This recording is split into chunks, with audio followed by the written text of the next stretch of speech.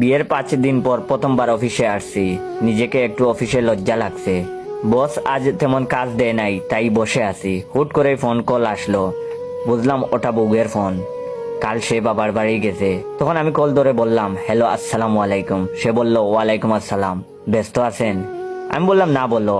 সে বলল, বলছিলাম আব্বু আজ আপনাকে দুপুরে দাওয়াতে ডাকছিল। তখন আমি বললাম, হ্যাঁ মনে আছে, তবে অফিস শেষ করতে করতে বিকেল হয়ে যাবে না? তখন সে বলল, ছুটি নিয়ে আসেন। আমি বললাম, আচ্ছা, দেখছি কি করা যায়। তখন সে বলল, কি খাবেন, কি রান্না করব? আমার তার কথা শুনে চোখ দিয়ে পানি বের হয়ে গেল। কেন যে বিয়ে এত দেরি করে করলাম, এত ভালো বিবাহিত জীবন। তখন সে বলল, বলেন চুপ কেন? আমি বললাম, না কিছু না, যেটা খুশি রান্না করো, অতিরিক্ত কিছু করার দরকার নেই।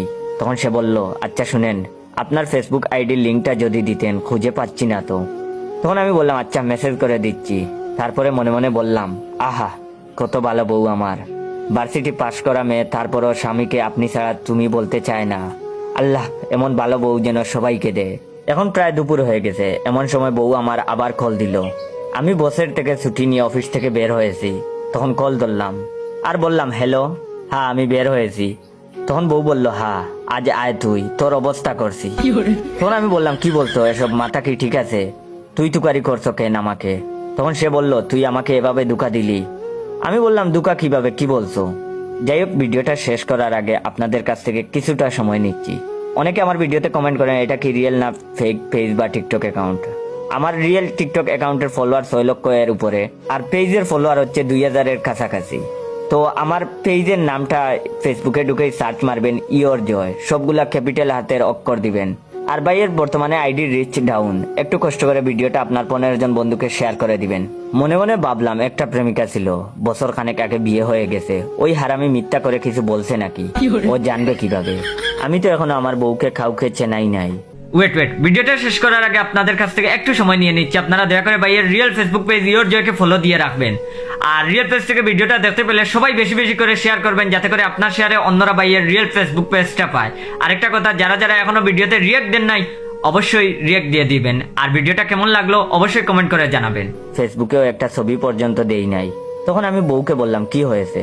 তখন সে বলল, ফেসবুক দেখ, আমার আইডিতে মেসেজ চেক দে, বলে ফোন কেটে দিল। আমি তাড়াতাড়ি ফেসবুকে গিয়ে তার আইডিতে গিয়ে দেখি আজ থেকে 3 বছর আগের কনভার্সন। তার পিছনে আমি 1 বছর লেগেছিলাম, তাও তাকে পটাতে পারি নাই। কত গান কবিতা সব লিখে দিয়েছিলাম, সব অবশ্য কপি ছিল, তাও সে না ছবি দিয়েছিল না ফোন নম্বর। অবশেষে চরম বিরক্তি নিয়ে শেষ মেসেজ দিয়েছিল, তোর মতো শেষরা ছেলের সাথে প্রেম করার চাইতে আজীবন সিঙ্গেল থাকবো, বিয়ে তো অনেক দূরের কথা। আমার মাথার চক্কর দিচ্ছে, এই মুহূর্তে কি শ্বশুর বাড়ি যাওয়া ঠিক হবে? এদিকে পিয়ন ও মিষ্টি নিয়ে হাজির। আপনারাই বলেন, এখন কি আমি আমার শ্বশুর বাড়ি যাব নাকি আপনার শ্বশুর বাড়ি যাব? বন্ধুর সাথে দেখা করার জন্য গতকাল সন্ধ্যায় তার বাসায় গিয়েছিলাম। বাসায় কেউ ছিল না, তাই দরজাটা খোলা ছিল। গিয়ে যা দেখলাম, অজ্ঞান হওয়ার অবস্থা। বাসায় এক রুম থেকে ধোঁয়া বের হচ্ছে, ধ্বনিত হচ্ছে একটা সেকা খাওয়া গান, ছেলেকে চোতাতে কি নতুন এক কান পেয়েছি। আমি ঢুকে তার সাথে তাল মিলিয়ে গান শুরু করলাম, এটা তোর চেয়ে বহুত সুন্দরী। হঠাৎ বন্ধুটার সুরের ব্রেক চাপলো।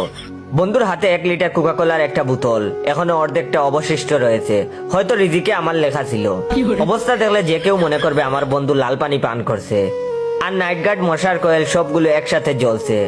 আর কয়েলগুলোর ধোঁয়ার কারণে রুমের কোনো কিছুই দেখা যাচ্ছিল না।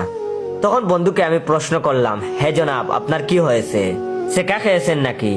আমার কথা শুনে ব্যথিত কণ্ঠে ব্যর্থ প্রেমিকের মতো গর্জন করে বন্ধু কেঁদে উঠলো। প্রেমিক বন্ধু ব্যর্থ কণ্ঠে বলল, আজকে আমার প্রেমপত্র গোলাপ ফুল প্রত্যাখ্যান দিবস। তখন আমি বললাম, তার জন্য গৃহে এইরকম পরিবেশের প্রয়োজন কেন, বুঝতে পারছি না। তখন জনাবের উত্তর, সেকা খাওয়া প্রেমিকদের সাধারণত সিগারেট প্লাস মদ ইত্যাদি খেতে হয়, কিন্তু আমার এইসবে এত আকর্ষণ নাই, তাই কয়েলের দুয়ার সাথে কোকাকোলা দিয়ে একটা প্রত্যাখ্যান দিবস পালন করছি। আমি তখন বন্ধুকে বললাম, ইতিহাস জানতে চাই বন্ধু, তোমার প্রত্যাখ্যান দিবস সম্পর্কে। তখন আমার সেকা খাওয়া বন্ধু আমাকে বলল, বন্ধু তুই কিন্তু আমাকে খেপাতে পারবি না, সেই চুক্তিতে রাজি থাকলে বলবো সেই ইতিহাস। তখন আমিও বললাম, আমিও রাজি আছি, কাজী বলেন সেই ইতিহাস। তখন বন্ধু বলতে লাগলো, মডার্ন কুজিং এর সবসময় পিছনে বসার কারণ হলো জাহ্নবী নামের একটা মেয়ে। সুদীর্ঘ টানা 365 দিনের বেশি তার পিছনে ঘোরাঘুরি করেছি, কিন্তু পড়ালেখা করার সময় একদম ঠিক রাখছি। কিন্তু বন্ধু বোর প্রত্যেকে বন্ধু জুড়া লেগে গেল। আমি কি বসে থাকতে পারি নাকি? গত বছর বন্ধু বর থানবীর হতে অনুপ্রাণিত হয়ে 18ই আগস্ট একটা রিস্ক নেওয়ার চিন্তা করলাম। সকালে 6টায় উঠে আমার ঋণ করা 50 টাকার কিছু তরতাজা গোলাপ ফুল কিনে নিলাম, আর সুদীর্ঘ রজনীতে সায়েন্স পড়ার সতর্কতার স্বরূপ একটা রাসায়নিক প্রেমপত্র লিখে ফেললাম। প্রেমপত্রটি এমন ছিল: প্রিয় জাহ্নবী, প্রথমে নাও হৃদয়ের প্রমাণ, তাপমাত্রা ও ছাপে এক মূল ভালোবাসা। আশা করি হাইড্রোজেনের মতো পর্যায়ে সারণীর 1 নম্বর পর্যায়ে আছো। আমিও তো আছি নিষ্ক্রিয় গ্যাসের মতো কোনো রকম। বিশ্বাস করো, তুমি আমার অনেক ক্রিয়া বিক্রিয়ার প্রতিক্রিয়ার ফল। হাইড্রোজেন আর অক্সিজেন যেমন পানির সঙ্গে মিশে আছে, তেমনি তুমি মিশে আছো আমার হৃদয়ে। তোমাকে দেখলে আমার হৃদয় কার্বন ডাই অক্সাইড দ্বারা পূর্ণ হয়। তোমার চোখে চুপ পড়লে মনে হয় তোমার চোখে রাডার ফুডের পরমাণু মডেলের ভালোবাসার কণা বিচ্ছুরিত হচ্ছে।